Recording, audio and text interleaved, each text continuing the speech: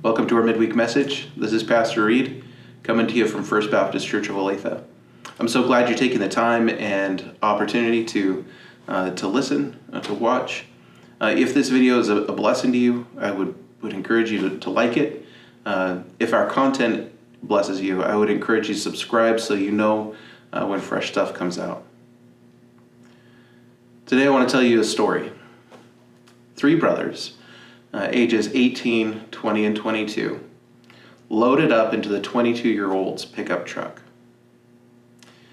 They were headed out for an adventure. The trip was to celebrate the youngest brother's graduation from high school and also kind of a last hurrah before the oldest brother entered into his fresh career as he's just graduated from college. They load into the truck. This truck has seen numerous adventures since the time it was built in the early 80s. It was a bit of a rough truck, if you will.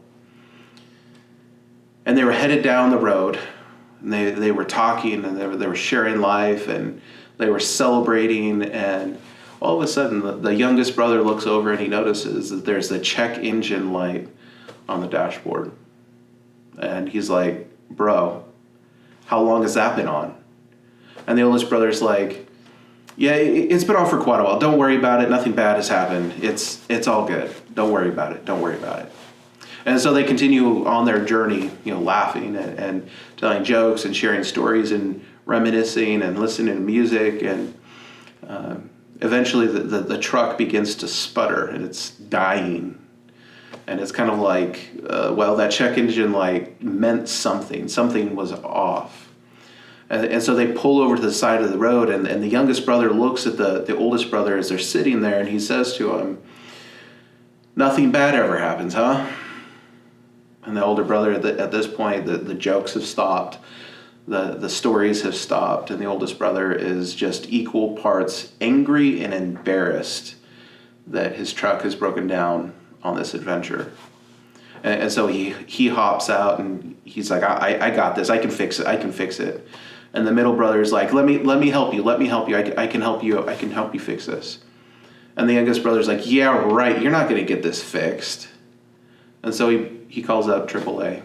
And after confirming, that his identity and their location, the tow truck, the AAA agent said that the tow truck driver would be there between 45 minutes and an hour.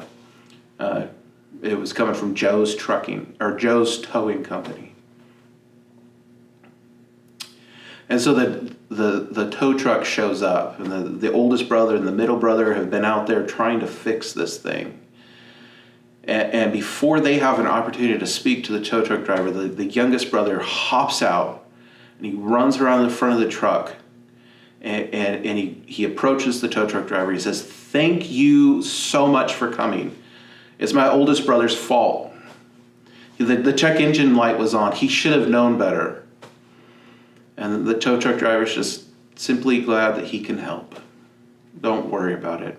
I'm here to help you." And the older brother turns and looks as the youngest brother is having this exchange, and he's filled with kind of this flushing sensation throughout his whole body of shame and guilt and embarrassment.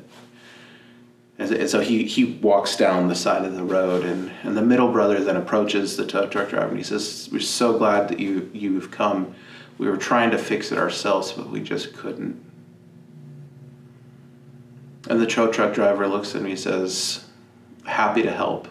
It's what I do. I rescue people." This story is kind of a little story about three brothers trying to take a road trip. But it's also a story about how we might respond in life to God's invitation to be part of his family, to circumstances that come our way that aren't the best. Some of us, like the youngest brother, we've got to find somebody to lay the guilt on. Some of us, like the oldest brother, just can't possibly face our shame and guilt. my hope is that we can all choose to be like the middle brother. Jesus says in Matthew 11:28 through 30, he says, "Come to me, all who labor and are heavy laden, and I will give you rest. Take my yoke upon you and learn from me, for I am gentle and lowly in heart, and you will find rest for your souls. For my yoke is easy and my burden is light." The brother that likes to blame other people for the problem wouldn't necessarily even understand that he needs Jesus. Everybody else does, of course, but not necessarily the youngest brother who's sure that the problems in life are other people's doing. The oldest brother who